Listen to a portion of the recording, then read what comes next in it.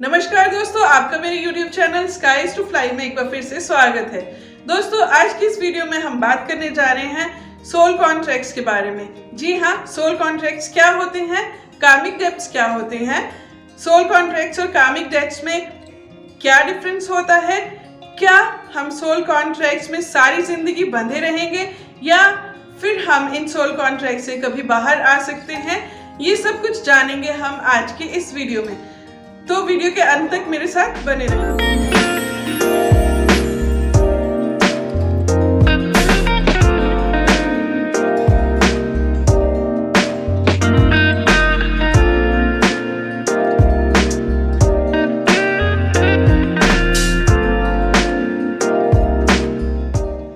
Soul contracts वो होते हैं जो हम इस धरती पर आने से पहले बनाकर आते हैं।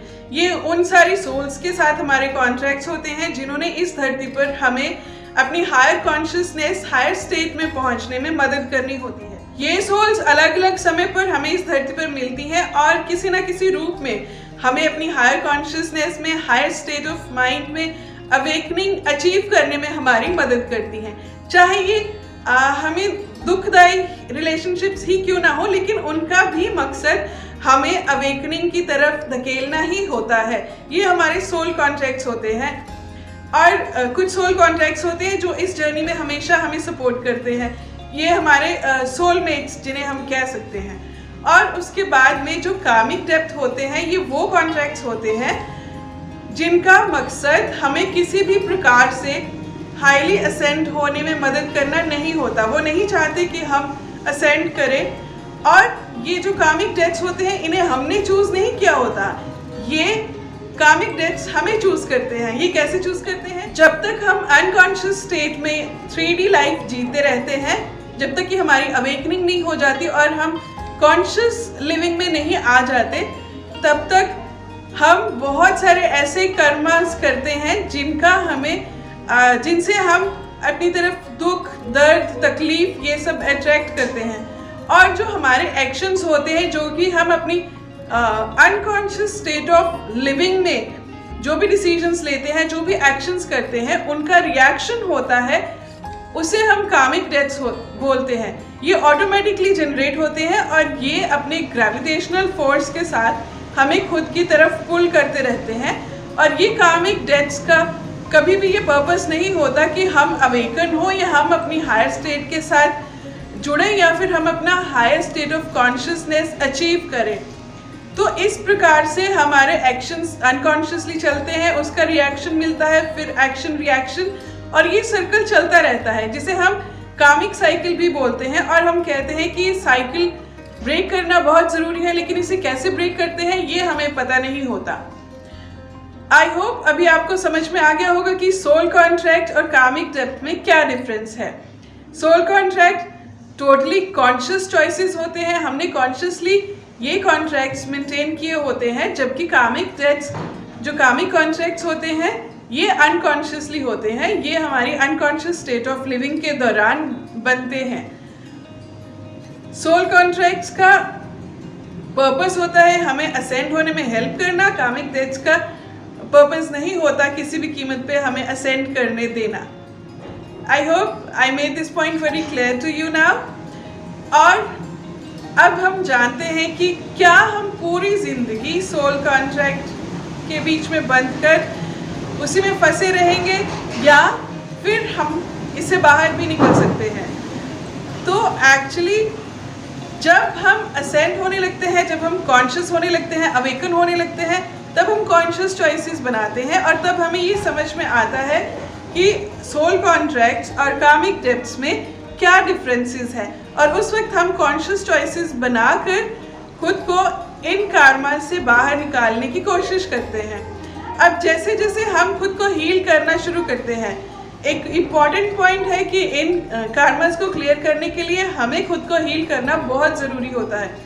और जैसे जैसे हम खुद को हील करने लगते हैं, तो हम सिर्फ खुद को ही नहीं हील करते, सिर्फ हमारे वुंड्स ही बाहर नहीं आते, बल्कि हमारे जो एंसेस्ट्रल वुंड्स और एंसेस्ट्रल ट्रॉमास हैं, वो भी सरफेस होते हैं हील होने के लिए। अब वो भी हमें हील करने होते हैं, क्योंकि जब हम खुद को डीपली हील करते हैं तो वो जो हमारी रूट्स में डीपली रूटेड हमारे डीएनए में जो एंसेस्ट्रल वुंड्स और कार्मिक इम्प्रिंट्स होते हैं वो भी हील होने शुरू हो जाते हैं। लेकिन अब ये हमारे ऊपर होता है कि हम अपनी कॉन्शियस चॉइस के साथ इनके साथ डील करते हैं, इनको हील करते हैं, या फिर ऐसे ही जैसे जो चल रहा है इसको आगे चलने देते हैं। तो ये हमारे ऊपर डिपेंड करता है, हमारी कॉन्शियस चॉइसेस पे डिपेंड करता है, हम कितनी डेडिकेशन के साथ खुद की हीलिंग करते हैं, ये उस पे डिपेंड करता है। अब जब हम हीलिंग करते हैं तो एक गुड न्यूज़ ये है कि हमारे जो सोल कॉन्ट्रैक्ट्स होते हैं या जो कार्मिक कॉन्ट्रैक्ट्स होते हैं ये बदलने शुरू हो जाते हैं, because our outer world is the reflection of our inner world. जैसे जैसे हमारी हीलिंग होती है, हमारे भीतर हीलिंग होती है, हमारे बाहर की सिचुएशंस भी वैसे वैसे बदलने लग जाती है। तो अब हमें इन कॉन्ट्रैक्ट्स में फंसने की जरूरत नहीं है। This is a good news. अब सवाल ये उठता है कि हमें पता कैसे चले कि हमारा एक पर्टिकुलर सोल कॉन्ट्रैक्ट खत्म हो गया है।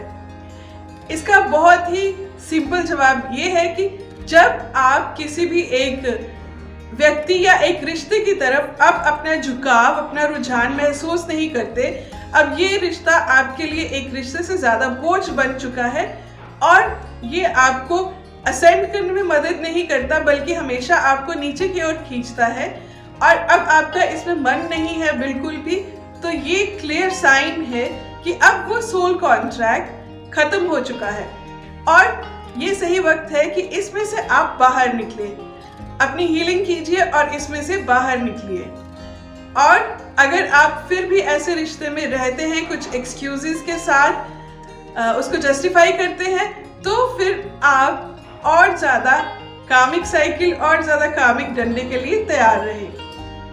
आई होप इस वीडियो में मैंने आपको सभी सवालों के जवाब क्लियरली दे दिए, आपको कुछ इंसाइट मिली होगी, आपके बहुत सारे डाउट्स क्लियर हुए होंगे कि सोल कॉन्ट्रैक्ट्स क्या होते हैं, ये सोल कॉन्ट्रैक्ट्स हम कब बनाते हैं, कार्मिक डेट्स क्या होते हैं, कार्मिक कॉन्ट्रैक्ट्स क्या होते हैं, सोल कॉन्ट्रैक्ट्स और कार्मिक कॉन्ट्रैक्ट्स में क्या डिफरेंसेस होते हैं, इनके पर्पस क्या होते हैं, क्या हम हमेशा सोल कॉन्ट्रैक्ट्स में फंस के ही रह जाते हैं या फिर हम इनसे बाहर भी निकल सकते हैं। आई होप इन सारे सवालों के जवाब आपको इस वीडियो में मिल गए होंगे।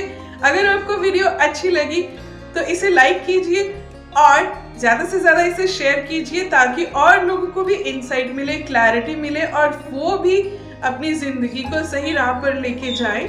और अगर अभी भी आपके कुछ क्वेश्चन, क्वेरीज और डाउट्स हैं तो उन्हें नीचे कमेंट सेक्शन में मेरे साथ ज़रूर शेयर कीजिए, मैं आपको उनका सही जवाब दूंगी।